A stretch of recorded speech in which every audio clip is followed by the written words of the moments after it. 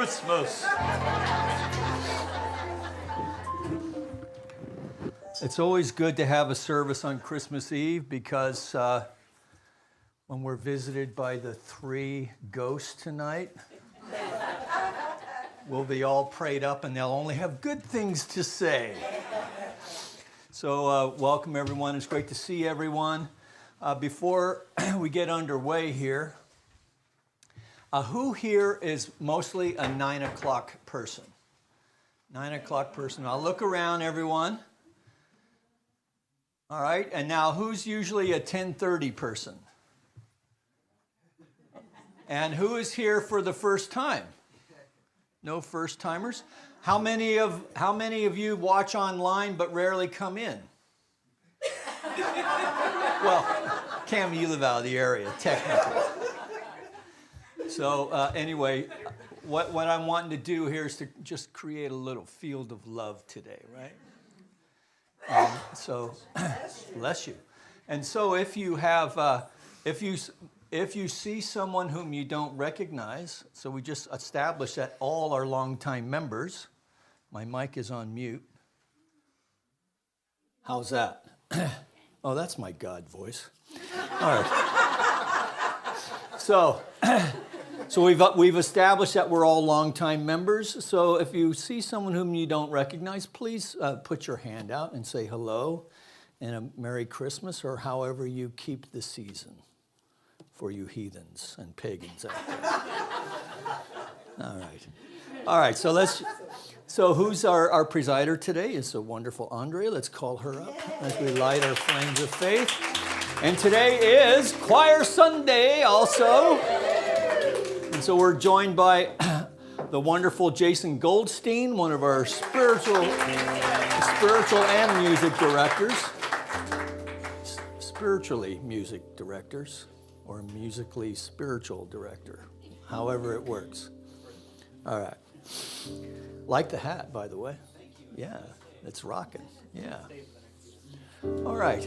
And of course, for those of you joining us at home, those of you who are here for the first time, you can raise your hand too if you like, so you don't feel left out, but we're delighted to have you. If this is your first time, my name is visiting us online. My name is Reverend Dr. Michael McMorrow. I'm the senior minister here at the center, spiritual director for some, and we welcome you for our Christmas 2023 service. So let's just start as we do all of our services around here by taking a deep conscious breath and release. Just allow ourselves to surrender to this moment, setting aside the busyness of the holiday, claiming this time as our own as we come together for our call to service, which we call lighting the flames of faith. And we perform this ceremony to promote the universal consciousness of life, which acknowledges that all peoples, all faiths, all sentient beings come from the one great universal presence, which we call spirit. And that fundamental to this truth is the unifying nature of all religious thought and experience, which we honor here this morning. So as Andrea lights the first candle, it's for the Tao, honoring the universal path of harmony and equilibrium, the natural way. We light the second candle for shamanic traditions, honoring the beliefs and practices of all indigenous peoples, the way of primal spirituality. We light the third candle for Hinduism, honoring the path of knowledge, action, and devotion. We light the fourth candle for Judaism, honoring the ethical path of living by sacred law. We light the fifth candle for all forms of Buddhism, honoring the Four Noble Truths and the path of compassion. We light the sixth candle for all forms of Christianity, honoring the Christ consciousness as the path of love. We light the seventh candle for all forms of Islam, honoring the path of submission to the will of God as the highest calling. We light the 8th candle for the universalistic religion of Baha'i, honoring the path of unity and peace. We light the 9th candle for all forms of new thought, honoring the metaphysical path of mental healing through the practice of universal spiritual principles. We light the 10th candle for all those who are as yet unaware of the power and presence of Spirit in their lives, and for the space we hold for them here in our sanctuary, within our online community, and of course within our own hearts. And today, as we light the healing candle, bringing to mind the many conflicts in the world, in Gaza and Israel, Ukraine, perhaps within our own heart, please put silently into the light the names of anyone you wish to have experienced the healing flame of God's eternal love. There is one flame that burns in our hearts.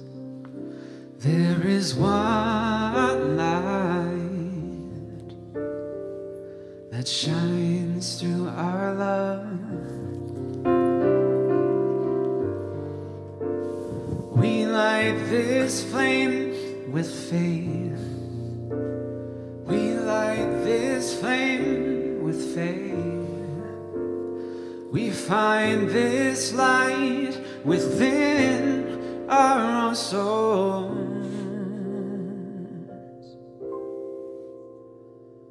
There is one flame, one light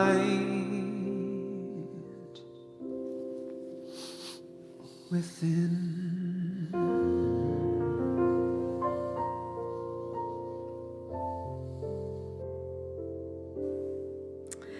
And so how very grateful I am in this eternal now moment to have this precious opportunity to turn within and recognize that one flame. To recognize that there is a power and a presence and just one life of all. And to know that no other power exists outside of the infinite. That which is expressing itself right here and right now as my life, as the life of each of us here, knowing that this Christmas Eve morning service is in fact a divine idea in the mind of infinite intelligence, and we are here by divine appointment. And so I give thanks, recognizing that the Christ presence is activated in each of us this day and always, in all ways. I know that this service unfolds in absolute perfect order, shifting and lifting us into a new way of being and a new opportunity to understand the truth of who and what we are. And for this, I remain thankful and grateful as I lovingly release this word to that aspect of infinite intelligence known as law, which always and only says yes, it is so. And I simply allow it to be. And in agreement with this word spoken, we simply affirm it together by saying,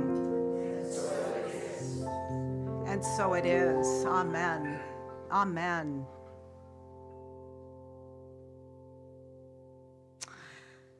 Well, good Christmas Eve morning to you all. It's wonderful to see you all here. Old friends that we haven't seen in a very long time, long time, and friends that we don't get to see that often in person. It's wonderful to see you all here. Merry everything and happy always. Covers it all, right? I've had the opportunity and the pleasure and the honor of standing on this pulpit at this time of year several times in the past. And it is an honor and a privilege. And I want to share with you again what I love about this time of year. You know, Christmas wasn't a thing in my family. at all. And so I love being able to celebrate the lights and the smells and baking cookies and cooking for friends and family. The spiral of light, which Rosalie gifted to us again this year, and not a lot of us were here. There was maybe 15 or 16 of us this year because of the rain, I think. And I had the great joy of bringing my grandson along to the spiral of light this year. And one of us said at some point on the ride home, I think, we love this time of year. And I asked my grandson, what do you love about it? And he said, I don't know, people just seem happier and more loving. And it is a time of year where I celebrate joy and generosity and love and the teachings of the great master teacher, the Jewish carpenter who spoke and taught all about love. And I think that is what is so special for me about this time of year, that we can love one another. And I want to also recognize that there is difficulties in the world right now. And there are people who are struggling. And our consciousness of love and generosity and joy assists in lifting them into a higher state of mind and being. I think what I love most about this time of year that I didn't understand when I was a girl wishing that I could have a Christmas tree, and it was out of the question. There was no way we were going to have a Christmas tree. But I love that idea that the Christ presence is within each of us. It wasn't just Jesus the Christ. He was elevated, for sure, in his consciousness, but we have the opportunity to rise up in consciousness and be the Christ presence. Each of us. Ernest Holmes, the founder of this teaching, said the following: Christ, the perfect man, is developed within us through the realization and revelation of the self to the self. Each of us is a potential Christ, and as yet undeveloped divinity. This presence, this inner sense of a greater reality, bears witness to itself through our highest acts. Who is there who has not at times felt its inner presence? It's impossible to escape our true nature. The voice of truth is insistent, and the urge to unfold is constant. And he goes on to say that in the long run, each of us will fully express our divinity.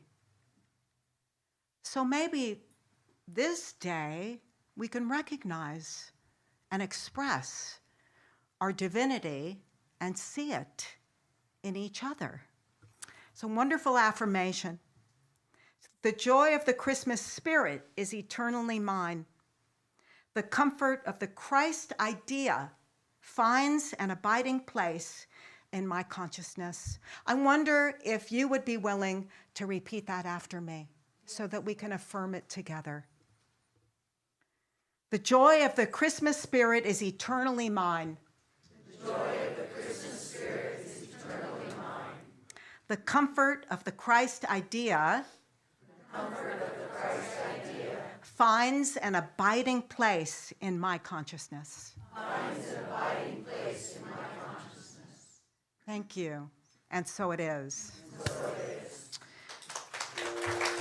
So the choir is now going to sing for us. Bring mine also, please.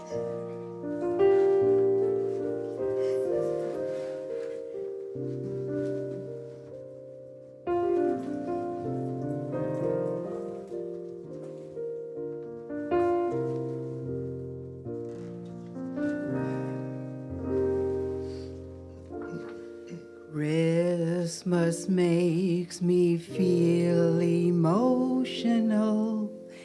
It may bring parties or thoughts devotional. Whatever happens or what may be, this is what Christmas time means to me.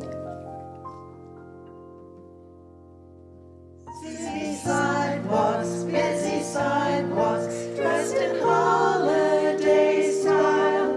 In the air there's a feeling of Christmas. Children laughing, people passing, meeting smile after smile. And on every street corner you'll hear silver bells.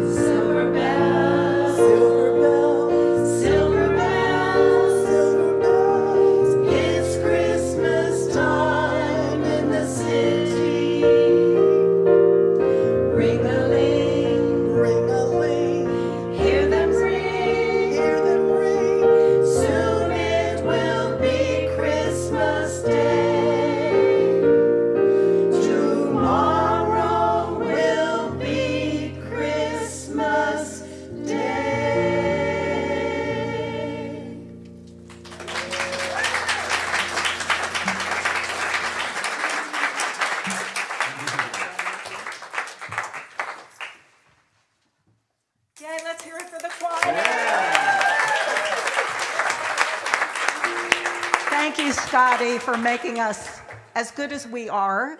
You know, we didn't have a lot of time to rehearse because Scott and Deborah were out of town for a while. And anyway, we enjoy that very much, and we hope you enjoyed it too.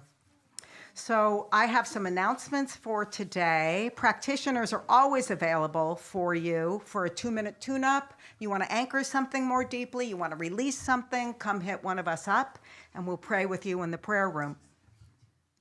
Bereavement support is meeting today at 1 o'clock on Zoom, and Reverend Jessica will be facilitating that. Still? Yes? Yes, okay. The World Healing Full Meditation Ceremony, Turning the Corner, is meeting here Thursday, December 26th at 7 o'clock, and Reverend Betsy Haas is going to be here. Some of you may remember her. She used to be here, and now she isn't. But she will be here Thursday night. The Universal Peace, World Peace Meditation Hour is December 31st at 4 a.m. 4 a.m. And we do meet here in person for a World Meditation Healing Hour, and it's very sacred and very early. But it's wonderful, and that's December 31st at 4 a.m. And then December 31st, Sunday, our normal service will include the Burning Bowl ceremony, which we also do every year, and it's a wonderful experience to release something or anchor something, again, more deeply. And then there is a New Year's Eve drum meditation here, Sunday, December 31st at 6 p.m., in person and on live streamed. So bring a drum. We've got buckets if you don't have a drum. And that's going to be that. So now we are going to do our declaration of principles. So if you would please stand up if you want, you don't have to, and repeat these declaration of principles. We believe in one universal spirit manifesting through all, natural and incarnated in us. We believe that the universal spirit is personal to and reveals itself through everyone who recognizes its presence. We believe that our faith operates upon a law of mind which automatically manifests in our experience according to that faith. We believe in the unity of all life and in the immortality of the individual soul forever expanding. We believe in the eternal goodness, the eternal loving kindness, and the givingness of life to all.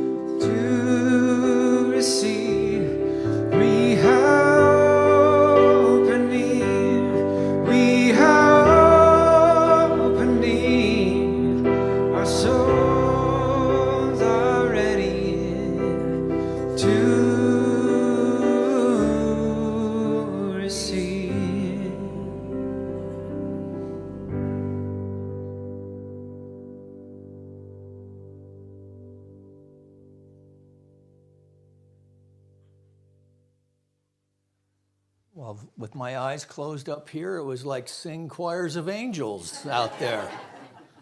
Nicely done. So good to see everybody. And good to see the college guys in town. Yeah. Yeah, let's give them some love. Of all the things you could do in all the gin joints, you showed up at this one. So good to have you with us today. And I know your mothers are well pleased. So good for you. It's good to be a mama's boy, having been one. Of course, you have to get used to it, but next week is our burning bowl, so come avail yourself of that. It's a cleansing ritual, and it's also a releasing ritual because it's kind of hard to get new stuff if your arms are all full of old stuff. So it's a good way to unload in a safe and appropriate fashion. Also, the Sepulveda Unitarian Universalist Society, whom we now share our sanctuary with on Sunday evenings, has invited all of you to their Christmas Eve candlelight service, which will start at 5 o'clock. They start at 5. And if you didn't grab an apple with a candle in it on your way in, or a candle with a little paper holder, you might want to do that or not. We're going to do a little silent night closing, and we'll light the candle. We'll do the candle lighting thing here in the morning as well. All right, so enough of that. except to say, there's an old Irish expression. It's a poor job indeed that can't afford supervision. And so, Scott, I would like to thank you for being our choir director. And the choir. To hear you guys singing all your little parts and how nicely your voices blend and so forth. So thank you for your gift to us. So in our commitment to honoring all faith paths, which we do with our opening ritual of lighting the flames of faith, and we've been speaking to this through this month, we've acknowledged the various faith traditions that have remembrances at this time of year, including the winter solstice, which we did on Wednesday evening, which in the Northern Hemisphere predates many of these established religions and practices. So it's a way for us to remember that there was a time before religion when we as humans were called to acknowledge that there was something greater going on than we are alone. There's something going on that's greater than we are alone. And this is still the great existential question today. Now, many people are just tossing the whole proposition altogether. The fastest growing denomination in religion today are the nuns. N-O-N-E-S. And not the Sisters of Charity, unfortunately. And I don't think it's because people are not called or don't feel a divine itch, but rather they struggle with these questions and find many of the traditional paths lacking and trying to figure out it alone without community daunting. And so they pitch the idea altogether because it's easier to play Santa Claus, to get a plastic tree, put some Chinese ornaments on it, and forget the whole thing. So cynical, I know. So we honor all these faith traditions. Today we honor Yeshua ben Joseph, the Nazarene known as Jesus. And Jesus was a Jew from a once nomadic people who established a kingdom in the land of Judea dedicated to the worship of the one true God. And at the time of Jesus, they were once again a client state, this time not from the Babylonians, but rather the Romans. Life was hard. Life was hard. Life was cheap, at least for non-Roman working people, who for the most part lived subsistent lives. And the life of the man Jesus was no different. In these times, in these hard times, a prophecy from Isaiah to Jeremiah, sprinkled throughout the Psalms, stories of a Messiah, Emmanuel, the anointed one, the deliverer. So today and tomorrow we celebrate the reported date of the boy king, though it's pretty clear that he was not born in December, and that many stories and myths have been attached and embellished in order to spread the good news of the gospel. And there is so much magic. Well, certainly there was so much magic built into the story, a magic that we try to recapture every year around this time of year. And I agree with you, Ryder, there is something in the air where people are kinder. They seem a bit more patient. They seem in intuitive ways, perhaps, or maybe it's because we're getting these signals in our environment. This notion of creating a field of consciousness that allows for the free expression of goodwill towards all men and women. So we try to recapture this magic with lights and trees, with gift giving and Santa Claus. Many of us remember as children, and I appreciate, Andre, how you express how this was not true in all American households. Those growing up in the Jewish tradition, Islamic tradition. But for many of us growing up as children, lying awake in our beds, straining to hear sounds of Santa doing his thing in the neighborhood, right? Was that a rat scurrying, or was that the clickety-clack of reindeer? And even in my own modest upbringing, a bounty of beautiful packages appearing seemingly overnight, feasting till we burst on all kinds of once-a-year treats, and then days of leftovers. And then as I grew older, playoff football. What could be better? and then we grow up. We become educated. This is for you guys. And then we become educated. We reason our way out of the magic and the woo-woo so that we can live in the real world. A reality that all too often appears disconnected, sterile, and reduced to a platform of ostentatious displays of largesse, even hubris, that often feels shallow and leaves us longing for an experience of life that has calling and meaning and connection and love and generosity. If someone could just wave a magic wand and make it all so. This is the great promise, and I would say the great failing of religion. But there is no cosmic wand to wave. I'm sorry if that's news. There is no cosmic wand to wave.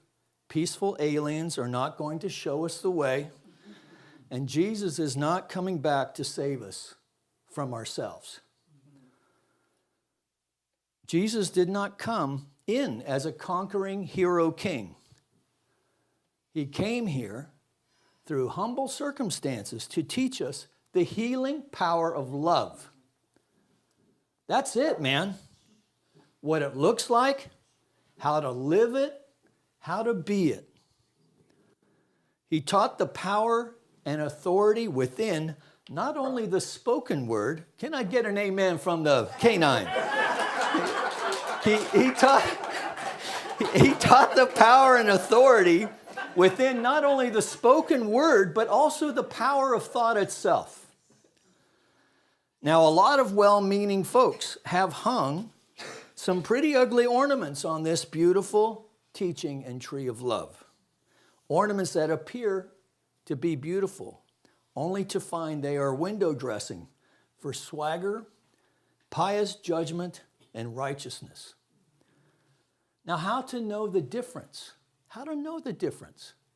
Are they right and I'm wrong? Am I wrong and they're right? How to know the difference? I would say if it doesn't have that golden thread of loving kindness and compassion woven throughout it, it's probably a human convention. Yeah. Now, most modern people acknowledge that there's a lot about the Jesus story that doesn't add up. And you don't have to dig far, particularly with YouTube. Scholars have known this for some time. Started coming out in the 80s with teachings like from, what's his name, Ehrman and Elaine Pagels and others from Yale. So scholars have known this for some time. So perhaps it's with YouTube they are becoming more well known. And just because Bible scholars have discredited many of these basic biblical truths does not mean that this person we know today as Jesus is any less of a way shower is any less than the Prince of Peace. So I find it curious to me why in this modern era we are far more comfortable with Gandhi versus Jesus. Gandhi is quoted as saying, "Be the change you wish to see in the world," which is true. The story of the way of Jesus lived his life, however, is no less compelling. So what happened? So perhaps it's this modern era of science. Many of us need reasonable answers where the Bible said it, so that settles it, no longer cuts it. Maybe the story has been usurped by well-meaning folks with what we see as tunnel vision. I don't know. But does this really make the Jesus story any less relevant in the modern world? And I would argue, not in the least. I once had someone who was a very faithful believer who said, you know, if the resurrection isn't true, then they've got to pitch the whole thing. Well, that makes, and I said so, I said, that doesn't make a lick of sense. Not a lick of sense. It can be both and. And you're not a cafeteria Christian if you think that way. You're simply being open-minded. But we want to be open-hearted in our open-mindedness. Yeah? So does it make him less relevant? I'd say not in the least. We simply need to shift the way we perceive Jesus to be, to open our hearts to much greater ideas that have much larger significance, particularly in the world today. Maybe folks have been so distracted by things like virgin births and resurrections that these key values are often lightly skimmed over rather than focused on until you come to a metaphysically inclined center, spiritual community. Because if we can just temporarily set aside the divinity question and look at the life of Jesus, we find key differences to other faith systems of the era. That's true. But when we pay attention to what he said, what we find is a system not based in fear, but rather in love. That Jesus had, particularly for his time, had a unique way of looking at our relationship, the potential of our relationship with the divine. One that was beyond appeasing the sky god to one of deep affection, of love and respect that was mutual. It wasn't a one-way scene. And set the example for great works that we too could do if we had the faith to do so. If we had the faith the size of a mustard seed, we could move mountains. Now, we are faced with these challenges in this teaching too. We have a young man in our crew right now with a brain tumor that's growing rather than shrinking. I don't have an answer for that, and it breaks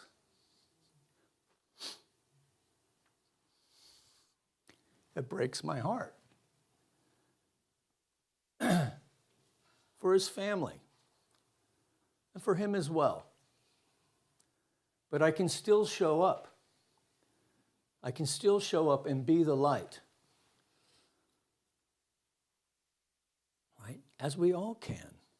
There's a lot of crazy stuff going on in the world. Right? And if I had the pure faith of a mustard seed, I know I could move this mountain, this obstacle, this seemingly huge obstacle within my own consciousness that is keeping me from seeing the full and complete healing for this young man. That's my work these days. Jesus also taught a world of love and demonstrated what it looked like. His love and compassion for his fellows even compelled him to turn water into wine, which made him very popular at Purim festivals. But the story didn't quite unfold the way mortal men would have had it to be. For this king was not born in a palace, but in a stable in the most humble of circumstances, with a food trough for animals for a bed, clothed not in a gold-hemmed silk, but the rough woven cloth of common folk. The child conceived out of wedlock, technically, a stranger to the locals, grew up working poor, was rejected by his neighbors, and in time came to teach some of the most revolutionary ideas of his age. So the man, Jesus, taught all peoples how to live. A message that calls all to task, that raises our spiritual bar a bit higher. To judge not, lest we be judged. To remove the log from our own eye rather than focus on the speck within our neighbors.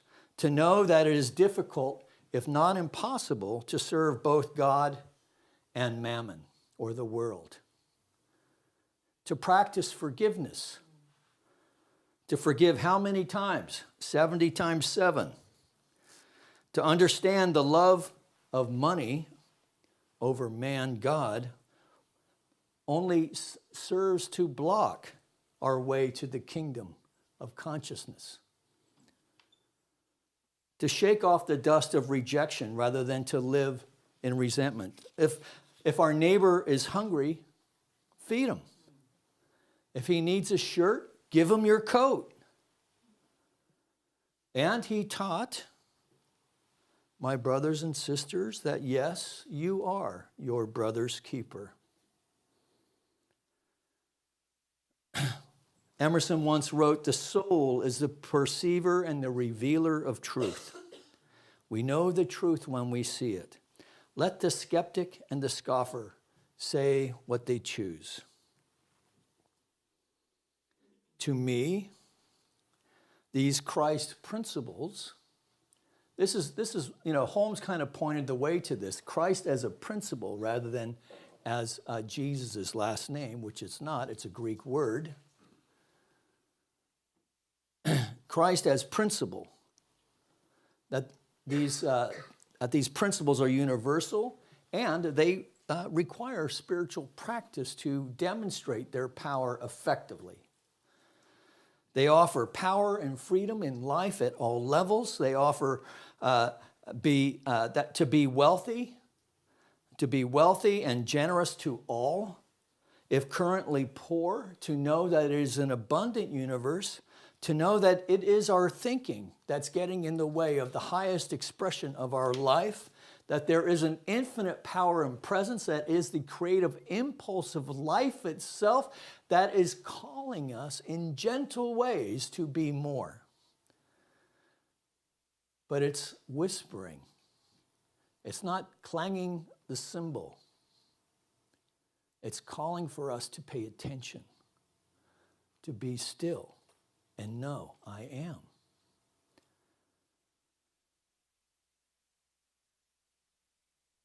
To live knowing that love is the ultimate healing power of the universe, and this is the only dilemma out of this modern life.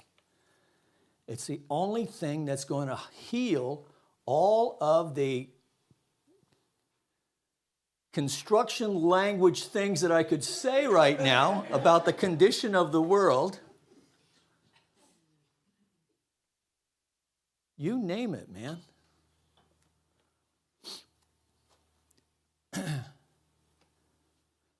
That the power of love is infinite. Infinite. That each one of us is a channel for its free expression. Not just for those whom we choose to, who make it easy, right? But to the folks who challenge us. To practice generosity in coin and compassion is the only way out of this maze of confusion, doubt, and fear. That the second coming is one in consciousness, where recognized or not, all people will come together in Christ's principle to shift and lift the world and to create a space and to create a world which all are mutually respected, honored, and raised. And to know that there are no challenges without a solution already in place. That it's up to us to practice principle in faith and love, knowing the rest of the planet is right behind us. So your prayers count. Your prayers for yourself, your family, for your spiritual community, for your poor little reverend, for our country, for the planet, for Putin, and all the other characters fill in the blank. Jesus was and still is truth revealed. He was not yet born, but the wise men knew to follow the light, the stars. His arrival was the gift. Their gifts were the acknowledgement. Today, let our gift giving be a means of acknowledging that the light of the Spirit that exists within each one of us, that we are gifting to the light that is, the spark that is the love, the infinity expressed through each one of us. In the mind of the Spirit, the Christ or Christ consciousness is the thought of truth that brought the light of love into manifestation. Just as a new idea, a child is born representing the creative process. The star acts as the recognition, that aha moment that tells us to follow our heart to the truth. So thank you, Reverend Karen Wilson, for that. So let's take a deep breath as we invite the choir to come on up and take their places.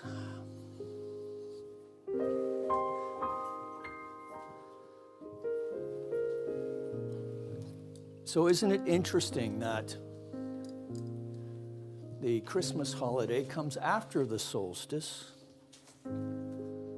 This idea of the Christ is bringing light back into the world after its long night of darkness. So each one of us can be that light unto the world to curse that long night of the darkness. So let's practice that today. Practice that today and tomorrow. And we'll just do it one day at a time after that. How's that? All right. Merry Christmas. Oh, holy night, the stars are brightly shining. It is the night of the great Savior's birth.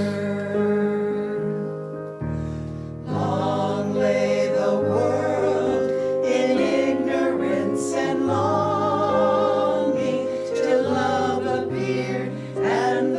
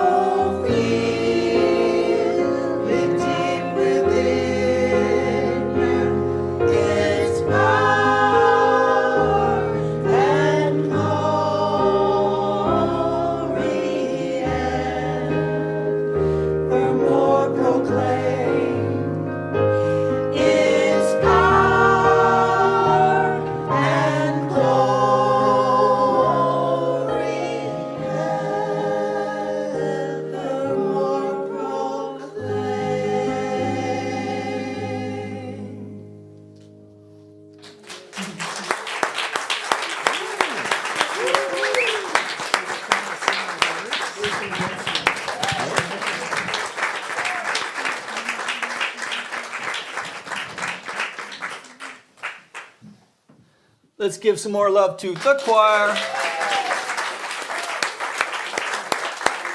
Nicely done. But wait, there's more. So we're going to do the offering, and then if you did not grab an apple with a candle, or if we're out of those, there are other candles back there for the closing song. But we're going to have a song by Terry after the offering as well.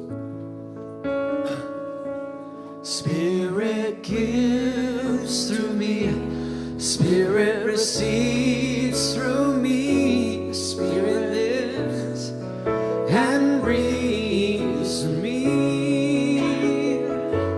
Spirit lives and breathes through me. Spirit gives through you, Spirit receives through you. Spirit lives and breathes through you. Spirit lives and breathes through you. Spirit gives through us. Spirit receives through us.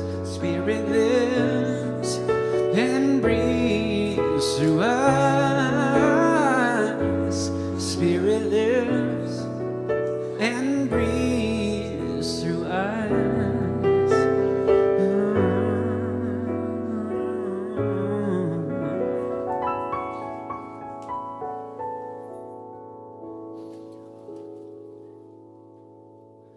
Oh, I guess I should have one of those too, Vinu. I could use one. So let's just go within for a moment longer.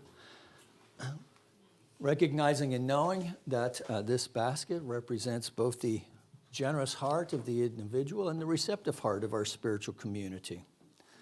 The generous heart, that person who knows and knows that they know that God is our source, our substance, our supply. So as the receptive heart of this spiritual community, we accept these gifts with deep appreciation and respect. From whatever avenue they find their way here, through your online contributions, through the mail, through mail pay, through the mail, or here in person, that we receive these gifts with love. And from this place of generosity, then, we extend a blessing upon our community of Granada Hills, our city of Los Angeles, our state of California, our United States of America, all of its churches, temples, mosques, schools, universities, the people who attend them, the people who support them, that we know for our planet as well that all of it is an emanation from the mind of the living Spirit. And to the extent that we know this to be so, we see its full and complete demonstration in all of its glory and grandeur. This lifts our hearts. We feel a sense of grace and power and the creative impulse of life that both pulls and pushes into ways of even greater expression of this thing called life. So let's just take a deep breath and release in gratitude. Thank you. Okay, so we do have some kids. We had Kira. Let's tell them what we did.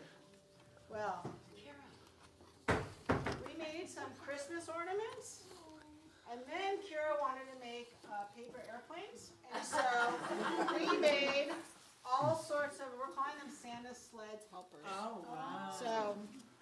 So we made some sleds for Santa. So Santa can deliver the presents all over. And Kira. Good thinking. Good thinking. And what else? Do you want to tell them what else you wanted to make? A snow cone. So you talk in the microphone. A snow cone. So we made a snow cone. We were very productive back there. Did you tell them what you want Santa to bring you? What do you want Santa to bring you? A Jack and Sally doll and a bell dress. There you go, sweetie. All right. Oh, a candy productive. All right. Thank you for being available today. We appreciate that. I want to thank Yasmin too. Yasmin's been such a great help. And Miss Jenny for all her help this year. So thank you, everyone. All right, thank you. All right, so would you like to do the introduction? You hit it. Yes, go for it. I'd like to welcome up Miss Terry Page here. We'll just finish this off with a fan favorite Christmas song.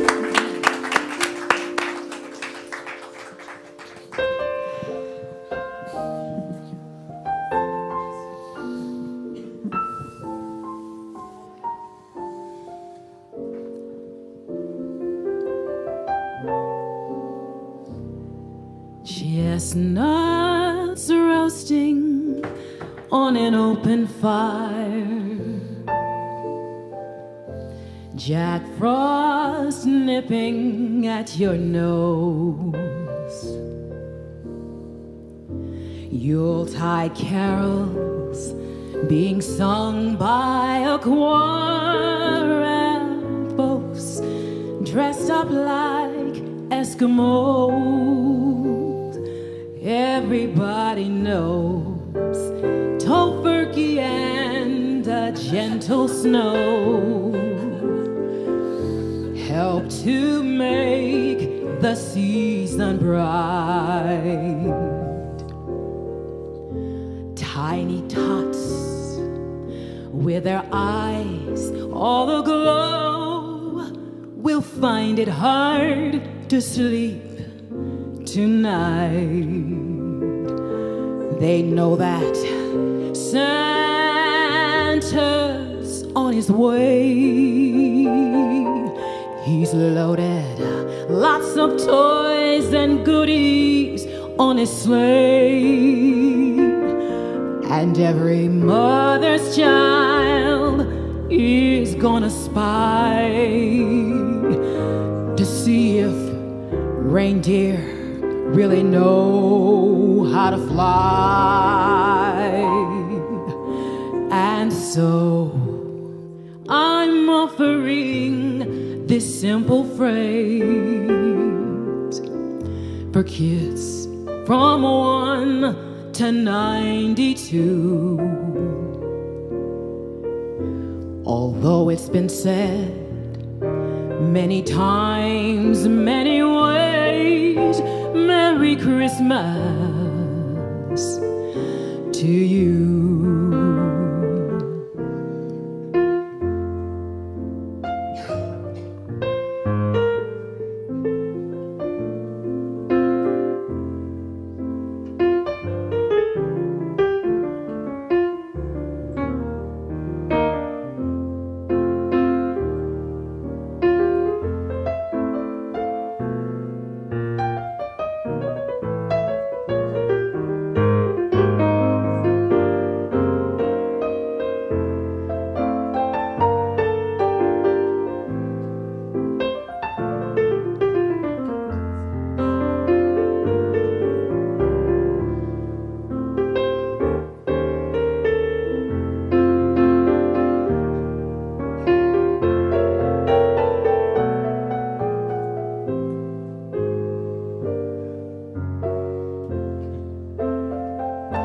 They know that Santa's on his way. He's loaded lots of toys and goodies on his sleigh, and every mother's child is gonna spy to see if reindeer really know how to fly. And so I'm offering this simple phrase for kids from 1 to 92. Although it's been said many times, many ways, Merry Christmas, Merry Christmas, very Merry Christmas to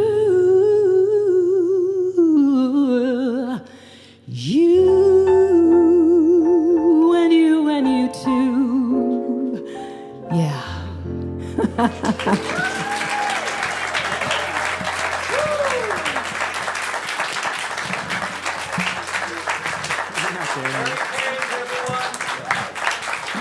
Done, Terry. Thank you for that. And thank you for the trip through the circle of fifths or whatever it was you were doing there. That was really pretty jazzy. Yeah. Nice, very nice. Thank you. So we have our choir to come up for one more song for our closing ritual.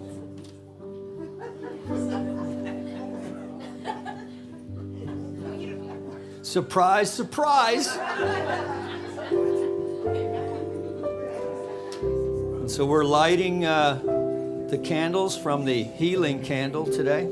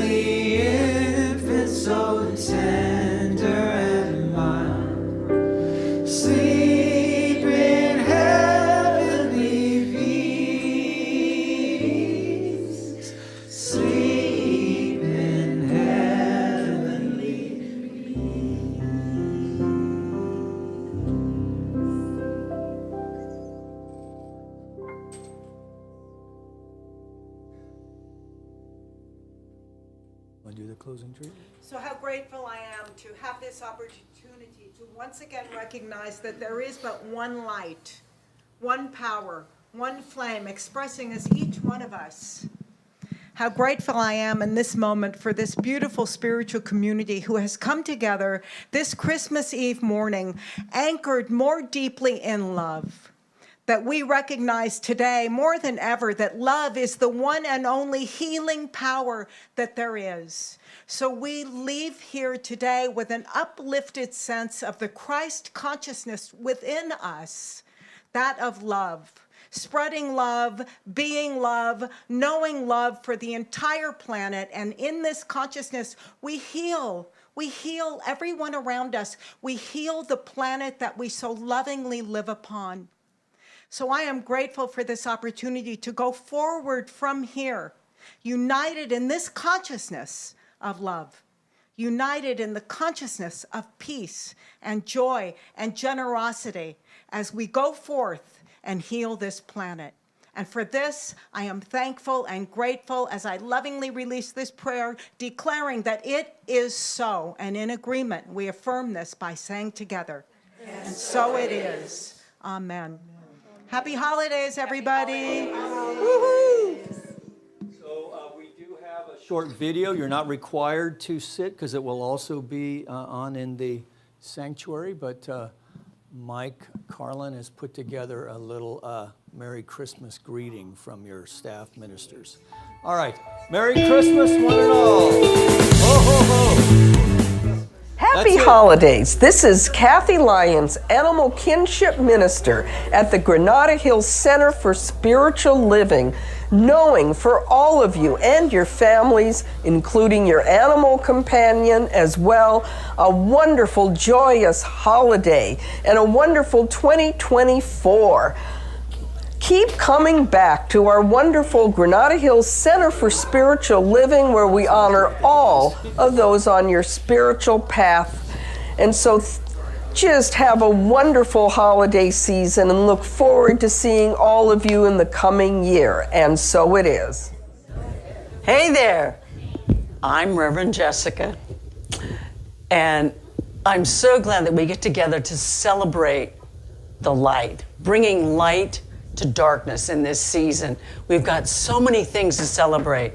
We've got Hanukkah, St. Lucia Day, the 4 Advent candles before Christmas, Kwanzaa.